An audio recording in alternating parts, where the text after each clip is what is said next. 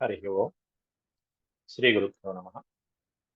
వ్యాస విరచిత సంస్కృత మహాభారతంలో ఆది పర్వంలో మనం 198వ అధ్యాయం చెప్పుకుంటున్నాం. ఇందులో కల్మాషపాదుడి యొక్క పట్టమహిష్కి పుత్రుడు ఎలా జన్మించాడు అనేటువంటిది అంతకుముందు మనం చెప్పుకున్నాం. కల్మాషపాదుడి యొక్క కులగురువు అయినటువంటి వశిష్ఠుని వలన ఆ మహారాజుకి సంతానం కలిగింది. ఇక్కడ అర్జునుడు గంధర్వుడితో అదే ప్రశ్నిస్తున్నాడు.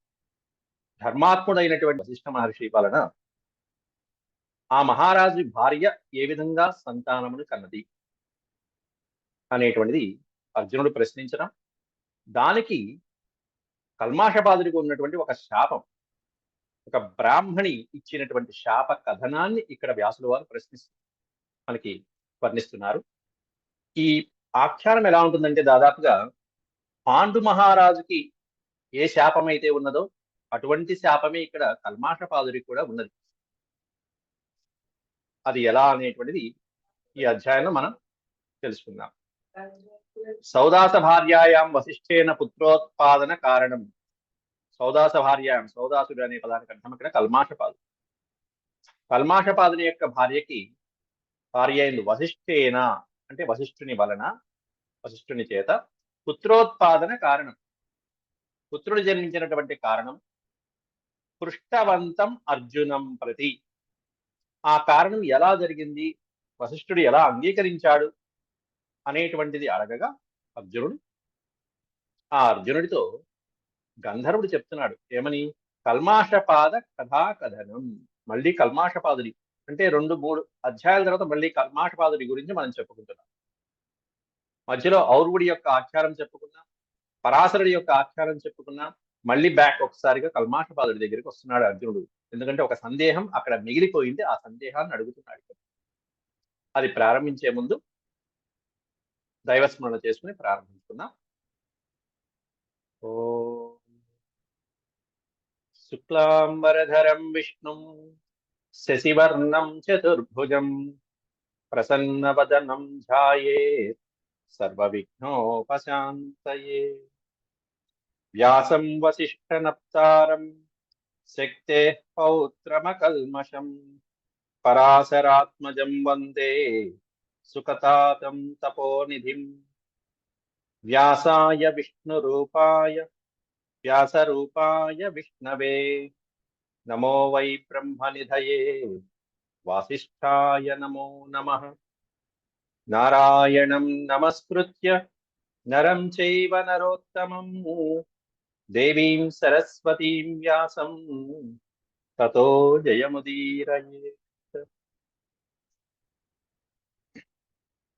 దాంట్లో గంధర్వ ఉవాచ, గంధర్వుడు అడుగుతున్నాడు చెప్పడం. అంతకుముందు జరిగినటువంటి ఆఖ్యానం ఏదైతే పరాశరుడి గురించి చెప్పారో, పరాశరుడు, విశ్వామిత్రుడు, వశిష్ఠుడు మొదలైనటువంటి గంధర్వ ఉవాచ అని మొదటి శ్లోకంలో వర్ణిస్తున్నారు. పునశ్చైవ మహాతేజ విశ్వామిత్ర జిఘాంసయ అగ్నిం సంహృతవాన్ ఘోరం శాక్తేయ సుమహాతప అంటూ మొదటి శ్లోకం ప్రారంభిస్తున్నారు 198వ అధ్యాయం. పునశ్చైవ మహాతేజ విశ్వామిత్ర జిఘాంసయ. విశ్వామిత్రుడి వలన ఈ విధంగా మొత్తం వశిష్ఠుని యొక్క వంశమంతా కూడా ఆ పుత్రులు మరణించడము, శక్తి సోదరులు అందరూ మరణించడం, పరాశరుడు ఏమన్నా ఈ విధంగా రాక్షస యాగాన్ని కూడా ప్రారంభించి చివరికి సప్తఋషుల యొక్క ఆనతితో దాన్ని కాస్త హిమాలయ పర్వతాల్లో ఉత్తర దిక్కున అగ్నిని విడిచిపెట్టడం జరిగింది. అగ్నిం సంభృతవాన్ ఘోరం శాక్తేయస్సు మహాతపా వాసిష్ఠ సంభృతశ్చాగ్ని విశ్వామిత్రహితైషిణ తేజసా వహ్నితుల్యేన గ్రస్తః స్కందేన ధీమత.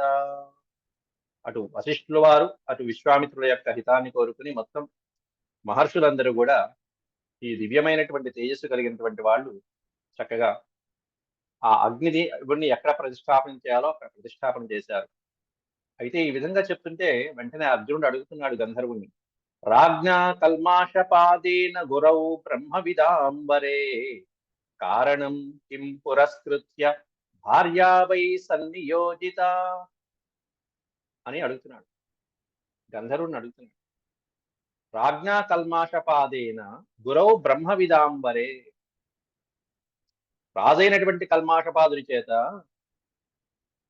మహారాజు యొక్క గురువు గారైనటువంటి బ్రహ్మవిదాం వరే, బ్రహ్మవేత్తలలో శ్రేష్టమైనటువంటి కులగురువైనటువంటి వశిష్ఠుల వారు కారణం కిం పురస్కృత్య భార్యా వై సన్నియోజిత, ఏ కారణాన్ని పురస్కరించుకుని తన భార్యని సంతానం కోసం నియమించాడు, నియోగించాడు.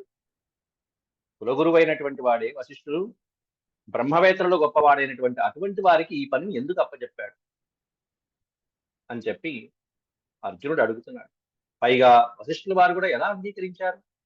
జానతా వై పరం ధర్మం వశిష్ఠేన మహాత్మన అగమ్యాగమనం కస్మాత్ కృతం తేన మహర్షిణ. జానతా వై పరం ధర్మం, వశిష్ఠుడికి తెలియనటువంటి ధర్మం అంటూ ఏది లేదు. మహాత్మనా వశిష్ఠేన పరం ధర్మం జానతా వై, మహాధర్మాలన్నీ తెలిసినటువంటి వాడే వశిష్ఠుడు.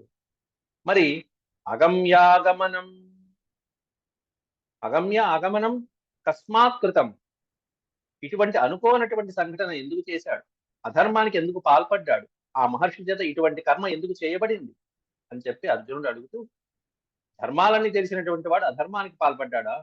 అధర్మిష్టం వశిష్ఠేన కృతం చాపి పురా సఖే. నేనెప్పుడు వశిష్ఠ మహర్షి చేత అధర్మం చేయబడింది అని చెప్పి నేను ఎప్పుడు వినలేదే, అంతకు ముందెప్పుడు అలా చేయలేదే ఆయన కూడా. పురా అనే పదానికి అర్థం పూర్వం. పూర్వం వశిష్ఠేన నకృతం, ఏమి నకృతం? అధర్మిష్టం వశిష్ఠేన నకృతం. ఎప్పుడు అధర్మం ఆచరించినటువంటి వశిష్ఠుని చేత ఈ పని ఎందుకు చేయబడింది? ఇది నా సందేహం అయ్యా.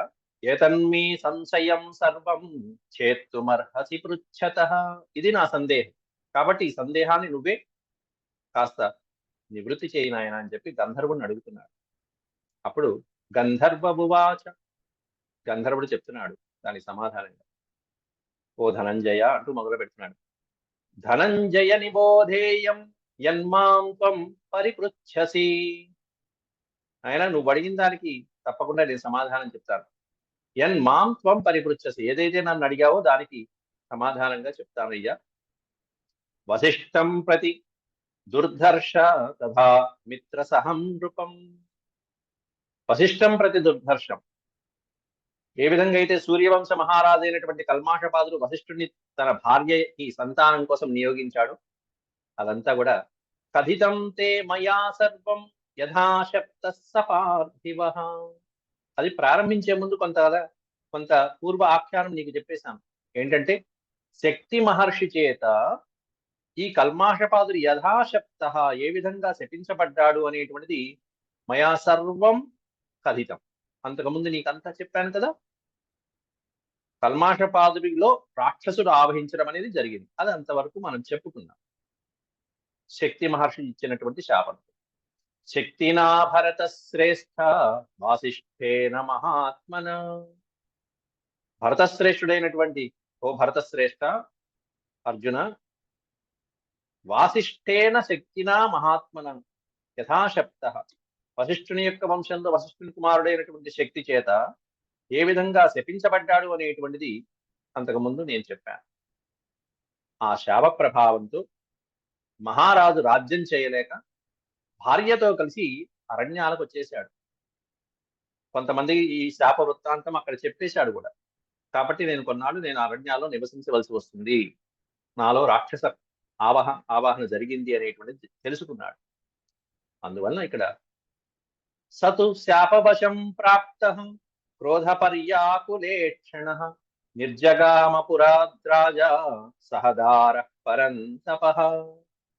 మహారాజైనటువంటి ఆయన నిర్జగామ పురాత్ అన్నాడు రెండో పాదం. అంటే పురము నుండి నిర్జగాత్, నిర్జగాత్ అంటే బయటకు వచ్చేసాడు. రాజా పురాత్ నిర్జగామ, మహారాజు కాస్త ఇంకా అటువంటి రాక్షస ఆవాహన జరిగినప్పుడు ప్రజల మధ్యలో ఉండకూడదు కాబట్టి, నగర ప్రవేశం ఉండకూడదు కాబట్టి, రాక్షసులు ఎక్కడైతే సంచరిస్తారో అటువంటి వన ప్రదేశాల్లో నివసించాలి కాబట్టి సహదార పరంతప.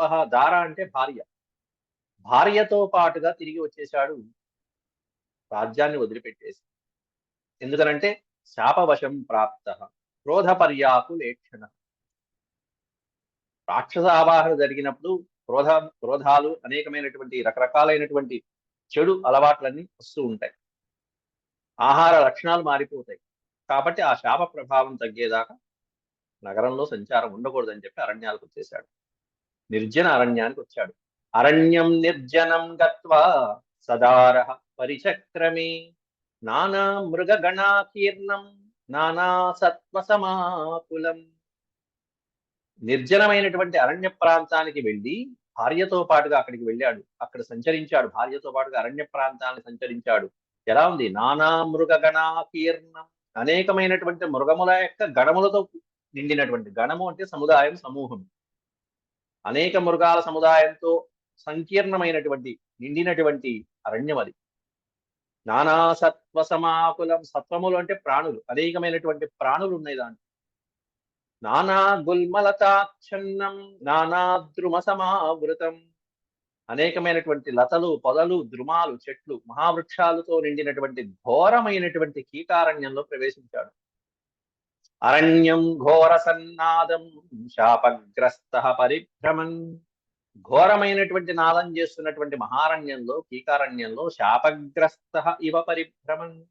శాపగ్రస్త పరిభ్రమన్. శాపగ్రస్తుడైనటువంటి మహారాజు భార్యతో పాటు సంచరిస్తున్నాడయ్యా అటు ఇటు. అలా సంచరిస్తూ ఉండగా ఆకలి వేసింది తిరిగి తిరిగి తిరిగి. కాబట్టి ఆకలి బాధ తట్టుకోలేక ఇక రాక్షస ప్రవేశం ఉన్నటువంటి మహారాజు ఏది దొరికితే అది తినడానికి సిద్ధమయ్యాడు. సకదాచిత్ క్షుధావిష్టో మృగయన్ భక్ష్యమాత్మనః దదర్శ్య సుపరిక్లిష్టః కస్మింశ్చిత్ నిర్జనే వనే. సహ కదాచిత్, ఆ మహారాజు కదాచిత్ ఒకానొక సమయంలో క్షుధావిష్ట అన్నారు. క్షుత్ అంటే ఆకలి. క్షుత్ ఆవిష్ట, ఆకలి ఆవహించడం చేత మృగయన్ భక్షయన్ భక్ష్యమాత్మనః, కనిపించినటువంటి మృగాన్ని తిని ఆ కడుపు నింపుకుందామనేటువంటి ఆలోచనలో పడి ఆ మృగ అన్వేషణ చేస్తున్నాడు. దదర్శ్య సుపరిక్లిష్ట కస్మింశ్చిత్ నిర్జనే వనే. ఈ నిర్జనమైనటువంటి వనంలో ఎక్కడ దొరుకుతుందా అని చెప్పి అటు ఇటు చక్కగా సంచరిస్తూ తిరిగి చూశాడు. చూస్తే అక్కడ బ్రాహ్మణం బ్రాహ్మణీంచైవ మిథునాయోపసంగతౌ. బ్రాహ్మణి బ్రాహ్మణుల యొక్క జంట, ఒక బ్రాహ్మణ దంపతులు అక్కడ మైథున కార్యంలో ఉన్నారు, సంయోగంలో ఉన్నారు. బ్రాహ్మణం బ్రాహ్మణించైవ మిథునాయోపసంగతౌ. మైథునంలో ఉన్నటువంటి వాళ్ళిద్దరిలో తౌ తం వీక్ష్య, వాళ్ళిద్దరిని చూసి ఓ పక్కన ఆకలి వేస్తున్నది. కనిపిస్తున్నటువంటి వాళ్ళు మనుషులే, అందులో బ్రాహ్మణులుగా కూడా వాళ్ళ యొక్క వేషధారణ బట్టి తెలుస్తుంది. అందులో అరణ్యాల్లో ఎవరు నివసిస్తారు? ఆశ్రమాల్లో బ్రాహ్మణుల కంటే, ఋషుల కంటే. అయినా కూడా వాళ్ళని కూడా తినేటువంటి రాక్షస స్వభావాన్ని కలిగి ఉన్నాడు అక్కడ ఈ మహారాజు. సూర్యవంశ రాజు అయినటువంటి కల్మాషపాదుడికి శాపవశాత్తు కలిగినటువంటి దౌర్భాగ్య స్థితి ఇది. తౌ తం వీక్ష్య, పాండురాజుకైతే ఇంకా, పాండురాజు మరీ ఘోరం. అక్కడ వేటాడుతూ వేటాడుతూ మృగ రూపంలో ఉన్నటువంటి దంపతుల్ని కొట్టాడు. కానీ ఇక్కడ అలా కాదు. వాళ్ళిద్దరూ బ్రాహ్మణులుగా కనిపిస్తున్నారు ఓ పక్కన, మైథునంలో ఉన్నారు ఓ పక్కన. అట్లాంటి వాళ్ళని ఇతడు హింసించడం జరిగింది ఇక్కడ కల్మాషపాదు. తౌ తం వీక్ష్య సువిత్రస్తావ కృతార్థౌ ప్రధావితో. తౌ అనే పదానికి అర్థం వాళ్ళిద్దరూ, ఆ దంపతులిద్దరు కూడా తం వీక్ష్య, ఈ కల్మాషపాదుడు అనేటువంటి మహారాజుని రాక్షసుడు ఆవహించినటువంటి విషయం తెలిసి అక్కడి నుంచి వీళ్ళు అతని చేతిలోంచి తప్పించుకోవడానికి ప్రధావితో అంటే పారిపోవడం, అటు ఇటు చల్లా చెదరైపోయి ప్రాణాలు అరచేతిలో పట్టుకుని పారిపోయారు. అలా పారిపోతున్నటువంటి దంపతుల్లో బ్రాహ్మణుణ్ణి పట్టుకున్నాడు కల్మాషపాదు. తయోః ప్రద్రవతోర్విప్రం జగ్రాహ నృపతిర్బలాత్. నృపతి అంటే మహారాజు, బలాత్ బలవంతంగా, జగ్రాహ అంటే పట్టుకున్నాడు. మహారాజు బలవంతంగా పట్టుకున్నాడు. ఎవరిని పట్టుకున్నాడు? విప్రం, ప్రద్రవితో విప్రం, ప్రద్రవత అనే పదానికి అర్థం పారిపోతూ ప్రాణాలు అరచేతిలో పట్టుకుని పారిపోతున్నటువంటి ఆ బ్రాహ్మణోత్తముణ్ణి పట్టుకున్నాడు. తయోహ అనే పదానికి అర్థం వాళ్ళిద్దరిలో ఆ జంటలో బ్రాహ్మణోత్తముని కాస్త బలవంతంగా పట్టుకున్నాడు మహారాజు. పరిగెత్తుతున్నటువంటి పారిపోతున్నటువంటి అతన్ని పట్టుకున్నాడు. పట్టుకుని ఎప్పుడైతే ప్రాణాలు అలా అరచేతిలో పట్టుకుని పారిపోతున్నటువంటి దంపతుల్లో భర్త కాస్త ఈ రాక్షస మహారాజుకి చిక్కాడో, వెంటనే భార్య కాస్త కేకలు పెట్టింది. అయ్యో ఇంకేముంది ఆయన, నువ్వు మహారాజు ఇలా చేయమాకు అంటూ ముందు ప్రాధేయపడింది. దృష్ట్వా గృహీతం భర్తారం అథ బ్రాహ్మణ్య భాషత శృణురాజన్ మమ వచో యత్వాం వక్ష్యామి సువ్రత. దృష్ట్వా గృహీతం భర్తారం, ఈ విధంగా భర్తని గృహీతం పట్టుకున్నటువంటి ఆ మహారాజుని దృష్ట్వా చూసి అథ బ్రాహ్మణ్య భాషత, ఆ ఇల్లాలు బ్రాహ్మణి ఈ విధంగా అభ్యభాషత మాట్లాడటం ప్రారంభించింది కల్మాషపాదుడితో. శృణు రాజన్ మమ వచో, ఓ మహారాజా నా వచనాలు విను నాయన కాస్త. యత్వాం వక్ష్యామి సువ్రత, ఓ సువ్రత అని కూడా సంబోధించింది. అంటే వ్రతాలు తపస్సు నిష్ఠగా ఇంతకాలము ఆచరించినటువంటి ఓ మహారాజా, యత్ త్వాం వక్ష్యామి, నీతో ఏదైతే చెప్తానో అది జాగ్రత్తగా విను నాయన. ఎందుకంటే గుర్తు చేస్తున్నది ఇక్కడ, నువ్వు ఇట్లాంటి వాడి అని గుర్తు చేస్తున్నది పాపం. నీ వంశం గొప్ప వంశం. ఆదిత్య వంశ ప్రభవ త్వం హి లోకే పరిశ్రుత. నీ వంశం ఎట్లాంటి వంశం అనుకున్నావు? సూర్యవంశం. ఆదిత్య వంశ ప్రభవ, ప్రభవ అంటే జన్మించడం. త్వం ఆదిత్య వంశ ప్రభవ, నువ్వు సామాన్య వంశంలో జన్మించావనుకున్నావేమో. సూర్యవంశ, అద్భుతమైనటువంటి సూర్యవంశ మహారాజు నువ్వు. లోకంలో సుప్రసిద్ధమైనటువంటి వంశం ఏదన్నా ఉందంటే అది సూర్యవంశం. అట్లాంటి వంశంలో జన్మించినటువంటి వాడి, కీర్తివంతుడైనటువంటి వాడి. అప్రమత్త స్థి ధర్మే గురు శుశ్రూషణే రతః శాపోపహత దుర్ధర్ష న పాపం కర్తుమర్హసి. అంతేకాకుండా ధర్మము ఎప్పుడు పాటించేవాడివి నువ్వు. అప్రమత్త అంటే జాగ్రత్తగా ఉండటం. అప్రమత్త స్థి ధర్మే, ధర్మమునందు ఎప్పుడు చక్కగా శ్రద్ధ వహించేవాడివి, తూచా తప్పకుండా పాటించేవాడివి ధర్మాన్ని. అంతేకాకుండా గురు శుశ్రూషణే రతః, రతః అంటే ఆసక్తి, ఆసక్తి కలిగినటువంటి వాడు. దేని యందు అంటే గురువుకి సేవ చేయటంలో, పెద్దలను సేవించడంలో తప్పకుండా ఆసక్తి చూపించేవాడివి, శ్రద్ధ చూపించేవాడివి. కాకపోతే శాపం వలన నీకు ఈ దౌర్భాగ్యం కలిగింది. అట్లాంటిది ఇటువంటి పాపం చేయటానికి నీవు అర్హుడివి కాదు నాయన, నీలాంటి రాజులు చేయకూడదంటూ నివారించడానికి ప్రయత్నించింది. శాపోపహత దుర్ధర్ష న పాపం కర్తుమర్హసి. శాప ఉపహత, శాపం చేత కొట్టబడినటువంటి నీవు ఇటువంటి దుష్కర కార్యానికి ఒడిగట్టవద్దు. అంతేకాకుండా ఇక్కడ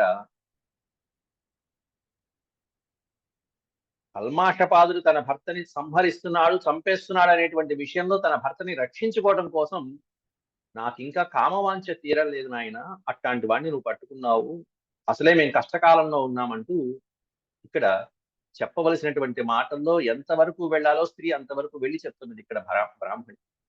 ఋతుకాలేతు సంప్రాప్తే భర్తృవ్యసనకర్షిత అకృతార్థ్యహం భర్త్ర ప్రసవార్థం సమాగత.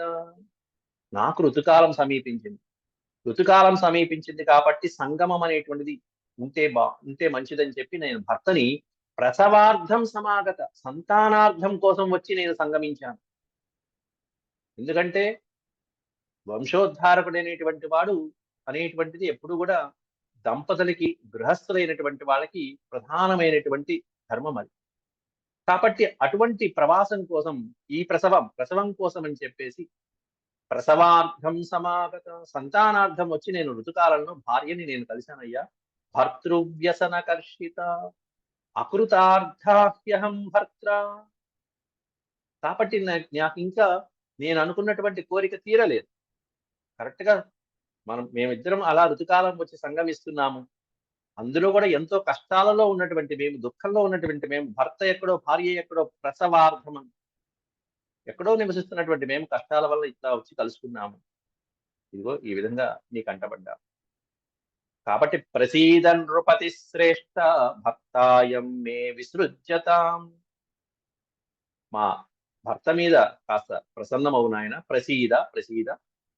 నృపతి శ్రేష్ఠ అని కూడా సంబోధించింది. ఓ మహారాజ శ్రేష్ఠ, అయం భర్త భర్తాయం మే విసృజ్యతాం. నా భర్తని కాస్త విడిచిపెట్టు నాయన, ప్రసన్నుడి కా నాయన, శాంతించు నాయన అని చెప్పి అన్నా కూడా ఏవం విక్రోశమానాయాస్తస్యాస్తు నృశంసవత్. ఈ విధంగా ఓ పక్కన భార్య ప్రాధేయపడుతున్నా కూడా ఏమాత్రము అసలు రాక్షసావహించినటువంటి మహారాజు ఆవిడ మాటలేమి పట్టించుకోకుండా భర్తని ఆవిడ కళ్ళ ముందే భక్షించేసి కూడా అయిపోయింది. భర్తారం భక్షయామాస వ్యాఘ్రో మృగమివేప్సితం. ఎలా తిన్నట్టు అంటే ఒక పెద్ద పులి మృగాన్ని వేటాడి చంపినట్టుగా తినేశాడు. మృగమివేప్సితం. వ్యాఘ్రం అంటే పెద్ద పులి ఒక లేడీని పట్టుకుని తినేసినట్టుగా ఆ బ్రాహ్మణుణ్ణి, అప్పటిదాకా వేడుకున్నటువంటి ఆమె భర్తని భక్షయామాస. మహారాజైనటువంటి సూర్యవంశరాజైనటువంటి కల్మాషబాదుడు రాక్షస ఆవహించుడు చేత భక్షించడం జరిగింది, తినేశాడు. దాంతో ఇంత ప్రాధేయపడ్డా కూడా ఈ మాత్రం కనికరించలేడా ఈ రాజు? ఎంత రాక్షసుడైనా సరే కనికరిస్తాడు కదా అని చెప్పి వెంటనే తన యొక్క తపశ్శక్తితో, పతిభక్తితో, పాతివ్రత్యంతో తస్యా క్రోధాభిభూతాయ యాన్యశ్రూన్యపతద్భువి అంటూ ఇక అక్కడి నుంచి ఈ బ్రాహ్మణి కల్మాషపాదుడికి శాపం పెట్టడం జరుగుతుంది. ఇప్పటికే ఆ కల్మాషపాదుడికి ఇద్దరు బ్రాహ్మణులు శాపం పెట్టారు. రాక్షసుడిగా అయిపోతావని ఒకరు, నరమాంస భక్షకుడు అయిపోతావని ఒకరు. ఇదిగో ఇక్కడ ఈ ఇల్లాలు కూడా ఒక శాపాన్ని పెడుతున్నది. 3 శాపాలు ఉన్నాయి కల్మాషపాదుడికి. అంతకు ముందు 2 చెప్పారు, ఇది మూడోది ఈ సందర్భంలో చెప్తున్నారు. సో అగ్ని సమభవత్ దీప్తం దీప్తస్తం చ దేశం వ్యదీపయత్ తతః సా శోక సంతప్త భర్తృవ్యసనకర్షిత. తస్యా క్రోధాభిభూతాయ. ఆవిడ యొక్క క్రోధం అనేటువంటి అగ్ని నేత్రముల ద్వారా యాన్యశ్రూన్యపతద్భువి. ఏ అశ్రువులైతే భూమి మీద పడ్డాయో, ఏ కన్నీటి ధారలైతే భూమి మీద పడ్డాయో ఆ కన్నీటి ధారలు అగ్నిలాగా మారిపోయి సో అగ్ని సమవద్దీప్తం. ఆ కన్నీటి ధారలు భూమిని తాకి అక్కడి నుంచి అగ్నిమంటల్లాగా జ్వలించి దేశం వ్యదీపయత్. అక్కడ ఉన్న ప్రదేశాన్ని దేదీప్యమానం చేశాయట. అక్కడ ఉన్నటువంటి ఆ పైకి లేచినటువంటి అగ్ని జ్వాలలు అంత కోపంతో ఉన్నదని వర్ణించారు అక్కడ వ్యాసులు. ఆ విధమైనటువంటి శోకాగ్నిలో తతస్సా శోక సంతప్త భర్తృవ్యసనకర్షిత. భర్త మరణించాడనేటువంటి బాధలో, వ్యసనము అంటే అక్కడ బాధ, భర్త మరణించినటువంటి బాధలో ఉన్నటువంటి ఆ ఇల్లాలు బ్రాహ్మణి కల్మాషపాదం రాజర్షిం అశపద్ బ్రాహ్మణీ రుష. అశపత్ అనే పదం మధ్యలో ఉంది. బ్రాహ్మణి రుష. రుష అంటే కోపంతో.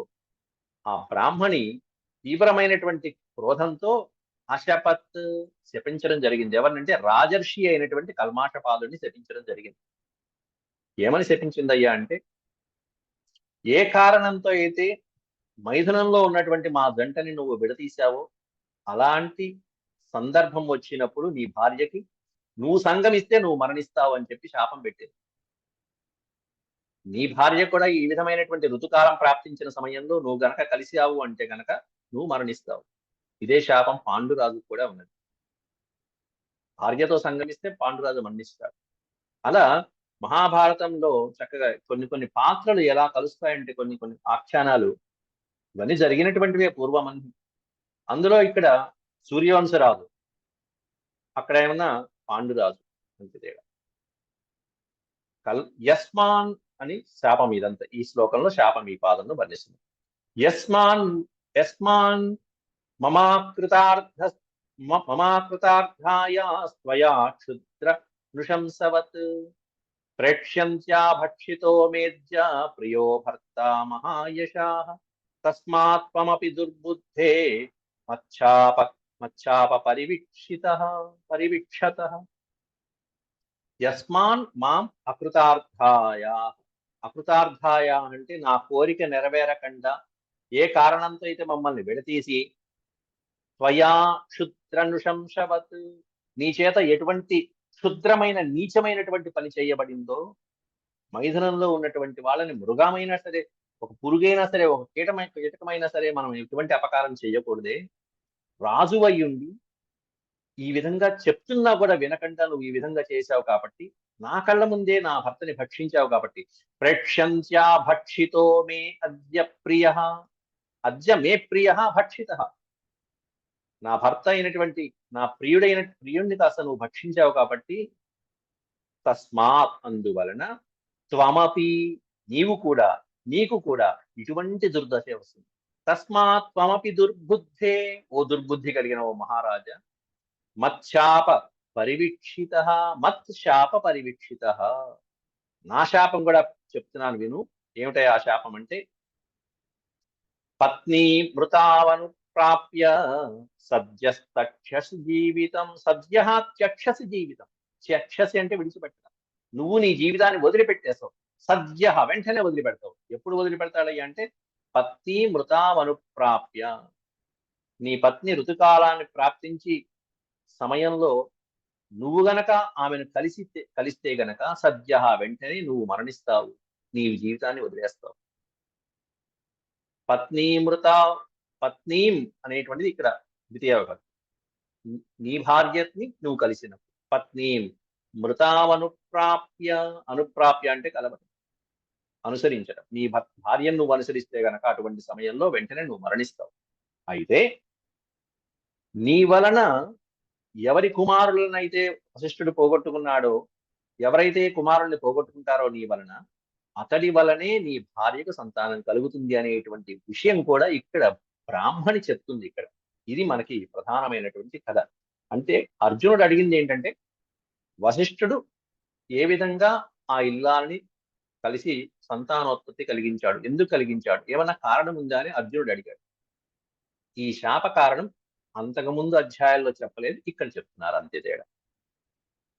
అక్కడేమన్నా వశిష్ఠుడు కల్మాషపాదుడికి సంతానాన్ని కలిగించాడు అని చెప్పారు.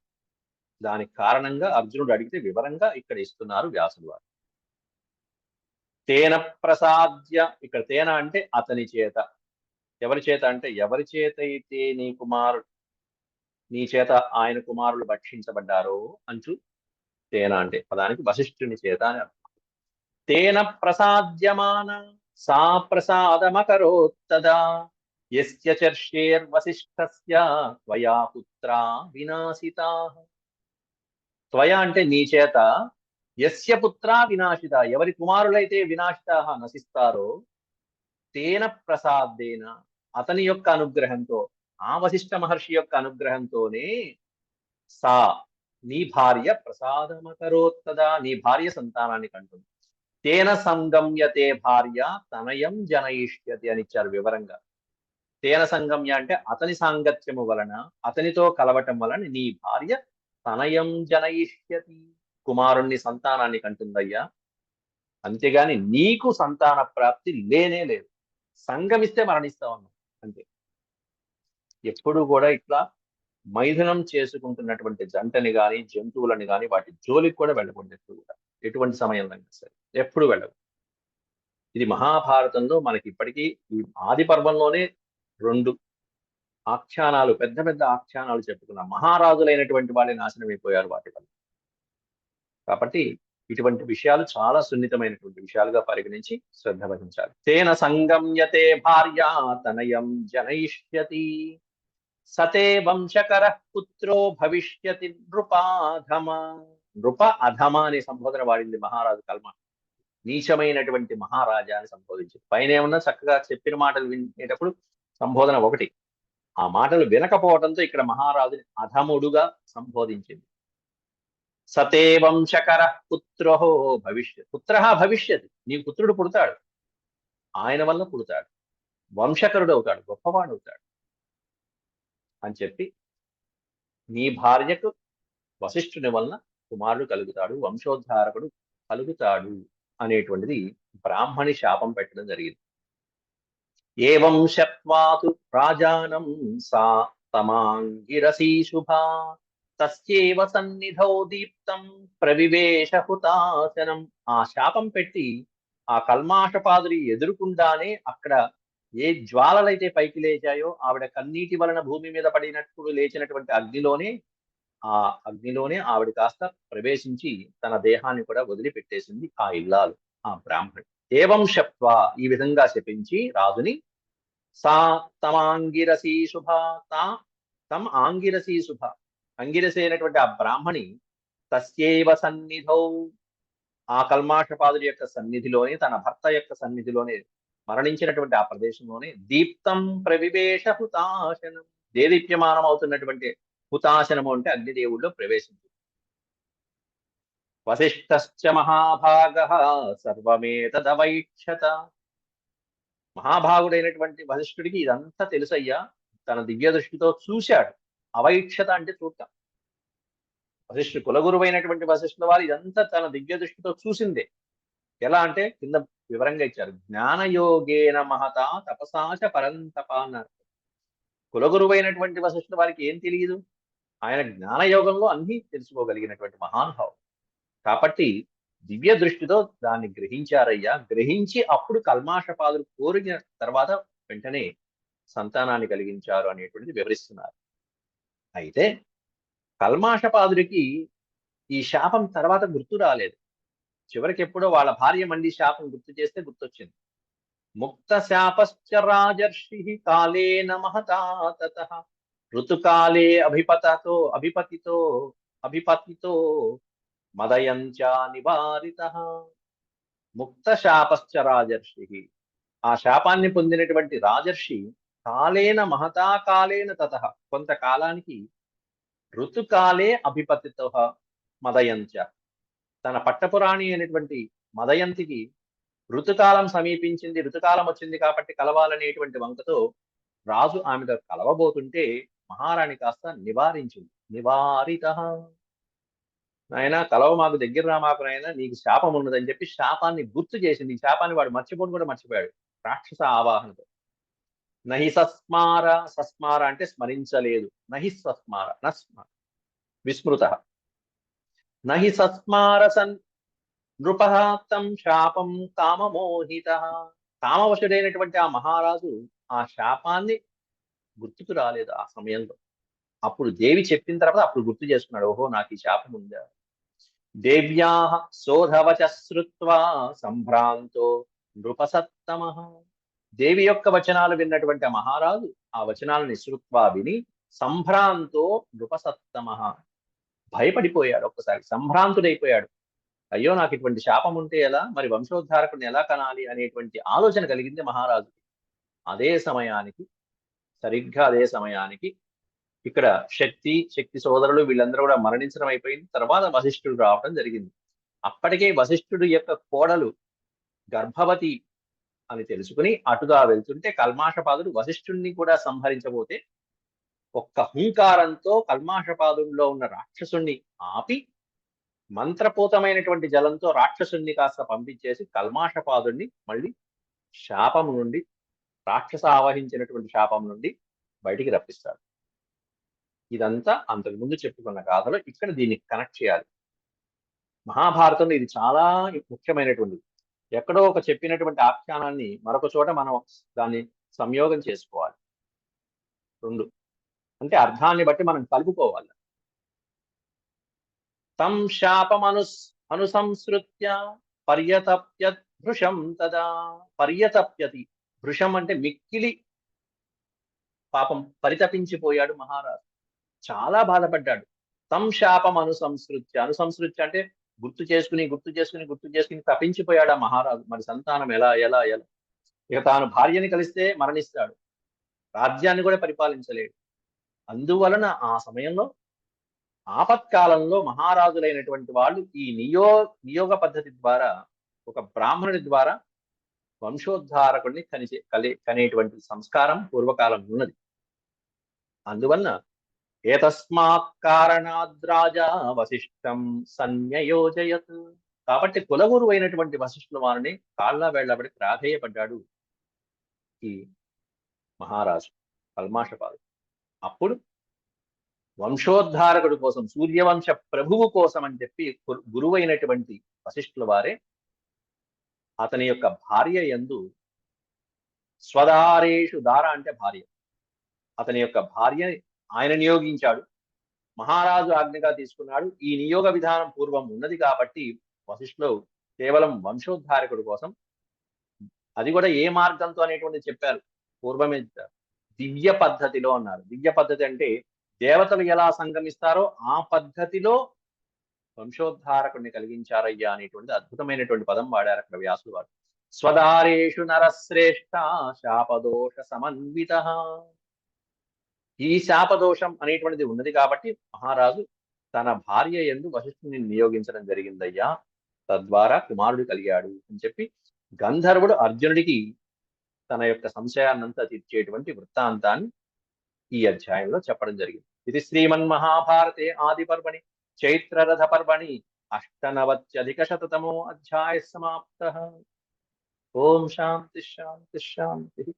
యదక్షరపదభ్రష్టం మాత్రాహీనం చ యద్భవేత్ తత్సర్వం క్షమ్యతాం దేవ. నారాయణ నమోస్తుతే. సర్వం శ్రీకృష్ణార్పణమస్తు. ఓం నమో భగవతే వాసుదేవాయ. హరి ఓం.